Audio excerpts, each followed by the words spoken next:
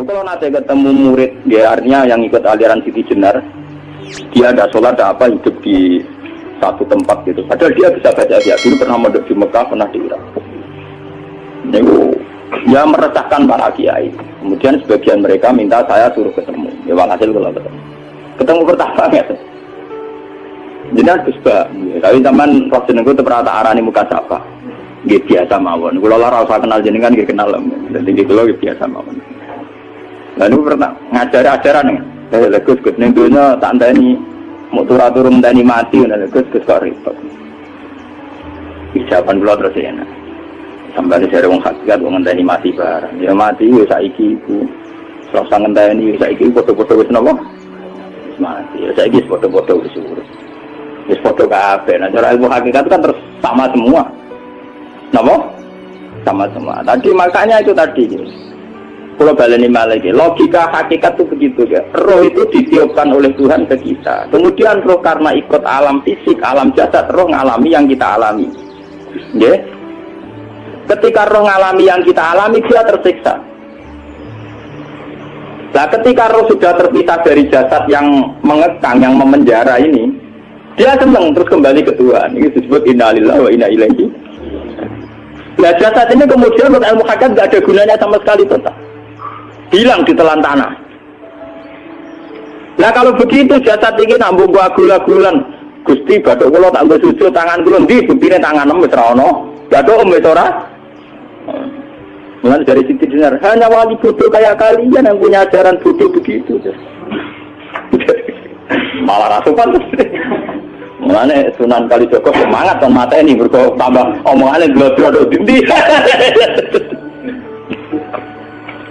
Tapi yang nggak disadari Siti Jenar yaitu tadi inti dari ilmu hakikat itu kan tunduk sama kersane Tuhan.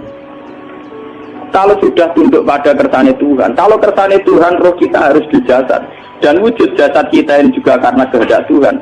Kenapa yang wujudnya jasad yang karena kehendak Tuhan engkau ingkari, sementara wujudnya roh tidak kamu ingkari? Toh wujudnya jasad ya bi iradatillah wa bi masyiatillah, wujudnya roh ya bi wujudi bi masyiatillah wa iradatillah.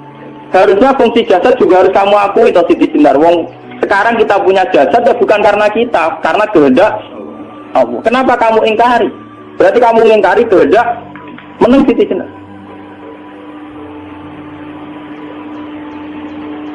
Makanya hakikat yang pertama saya itu pasti khayal. Lah Siti Jenar itu hakikatnya baru yang sampai khayal itu.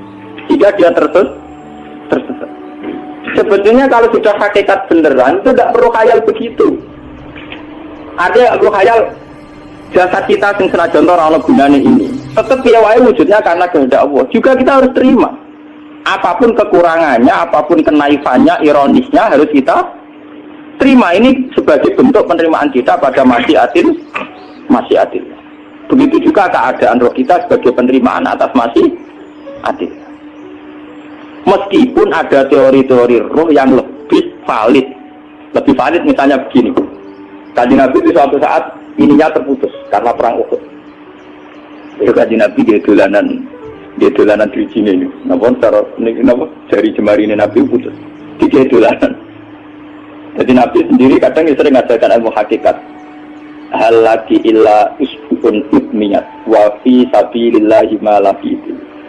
Kowe ora trimo fisik, bentuk fisik jari jemari sing ditetir berdarah. Tapi nak kue bisa bilillah ayo wis balik ning habis atem. Jika kenapa para sahabat itu ketika dicincang, ketika putus tangannya, putus kakinya, sahabat yang usul ke ilmu hakikat itu malah senang. Karena jasad kita ini kan ila sabilillah menuju jalan Tuhan. Sekali dia sudah terluka fisabilillah itu sudah menemukan formatnya. Cara teori Cina itu menemukan formasinya. Paham? Orang kok malah ngeluh itu berarti goblok kita ngeluh paham? Paham ini apa? Jadi, makanya Nabi ngertikan, ya itu sudah ketemu formatnya. Ketika rohnya para syuhada nanti kembali ke Tuhan, ya ketemu formatnya lagi. Itu disebut wala taqulu lima yuqtalu fi sabilillahi amwat. Dia tidak mati sesuai formasi awal, yaitu roh kembali ke Tuhan dan jasad ikut mengawal. Nah itu Nabi kadang pakai ilmu hakikat begitu. Mulane kula bolak-balik matur, kula nunggis mulai umur selawe tahun nopo pinten. Kulo ngasih ini gak ada penyakit dan ekstrim penyakit saya. Sampai saat ini kulo nak ngobatnya tidak lebih 50%. Karena saya tetap berpikir. Misalnya cara syariat dan berobat, tapi cara hakikat, apa betul keberadaan saya di alam ini penting? Sehingga aku kepengen urip tak bila-bila ini ngantek atusan juta. Jangan-jangan penting mati ikuti bang uripku. Lah nak ngono apa tak bila-bila ini? Ngantek atusan juta. Jadi misalnya kita berobat ya dari Nabi kan berobat ya berobat. Pokoknya kita Islam nggak mau geruduk kadang orang paham. Sekali kamu mengamati dengan sisi hakikat. Coba sekarang sampean pikir, coba sekarang nggak pakai logika hakikat, pakai logika syariat saja. Saya ini misalnya asetnya 10 juta, misalnya, saya punya aset 10 juta. Tapi misalnya aku rugi nawan atau dipengaruhi di masa depan sama nih, kalau kulo kan soalnya cara teori di masa, misalnya kulo rugi, artinya kere di duit 10 juta aset. Tujuan saya sembuh kan supaya aku iso sembuh sehat, engkau iso kerja untuk anak. Tapi karena saya sakit nanti operasi tidak 10 juta. Operasi tidak 10 juta. Wong aku repair mesti iso marisi anak. Apa meneh nek 10 juta tak ada gue berobatku, malah jelas ra iso marisi. Lah nek ngono penting matiku lho dibanding 10 juta. Karwan iso diwaris langsung. Sementara nek aku mari dibiayai 10 juta rong mesti mari 10 juta mesti anu. Artinya tidak ada jaminan kalau berobat itu secara visi ke depan lebih baik. Soalnya malah ngentekno donya enggak jelas akibat positifnya. Misalnya tetap lumpuh duit teori loh, Bapak artinya apa? Teori hakikat tetap lebih benar bahwa hidup itu tidak ada artinya, semua itu tidak ada artinya, berobat apa enggak berobat semuanya tidak ada arti. Teori loh gini. Sehingga kalau kita tengah-tengahnya aja tengah-tengah, kasus kula misalnya loro nggih berobat. Gusti separuh kula nglakoni syariat, tapi sebagai kula ulama fikih nggih separuh kula lakoni napa? Jadi kula tetap mboten ngarah obat 100%. Tapi orang Arab berobat wong kula tiyang napa? Syariat. Tapi memang faktanya itu begitu. Cara Kanjeng Nabi kadang Kanjeng Nabi berobat. Kadang Kanjeng Nabi wis niki tercincang dige guyon nak. Wa laki illa usbu'un udwiyat ora kok driji sing gak melok-melok. Nah, bukti bahwa jasad itu begitu tidak penting. Kayak Sayyid Hamzah. Menurut Sayyid Hamzah nganggep wahyu bener ora karuan. Kalau teori Siti Jenar itu benar, teori Jalaluddin Rumi benar teorinya ya orang-orang salate lho nggih, maksudnya nang anut salate. Benar cara analisis roh. Ketika Sayyid Hamzah dinyatakan mati oleh manusia, oleh hukum manusia dinyatakan mati karena dia sudah tidak bergerak. Dalam teori hakikat kan rohnya Sayyid Hamzah sudah dikhawatir tuyur dan khudrin. Rohnya sudah diambil Tuhan, tidak mati. Paham ya? Ketika rohnya Sayyid Hamzah sudah diambil, jasad ini sudah tidak punya rasa. Sekarang secara syariat kasat mata kita tahu, wong jasad nak diinfus, di sayat-sayat dioperasi orang kroso. Apa meneh saiki ruhe wis bisa. Lah ya jasad itu cek gampange, dioperasi dibius saja terus tidak kerasa. Apalagi rohnya sudah diambil. Nah saiki bayangkan, ketika Sayyid Hamzah itu sudah di atas. Ini kalau dulu wahsi orang pintu, lu wong kok baca igabus. Ketika jasad benar-benar tidak penting, kemudian jasadnya Sayyid Hamzah akan dicincang oleh wahsi. Ketika rohnya sudah diambil kan Hamzah tidak merasakan. Berarti Sayyid Hamzah bunyi-bunyi wahsi cek pintu ini gabus dicincang. Paham ya?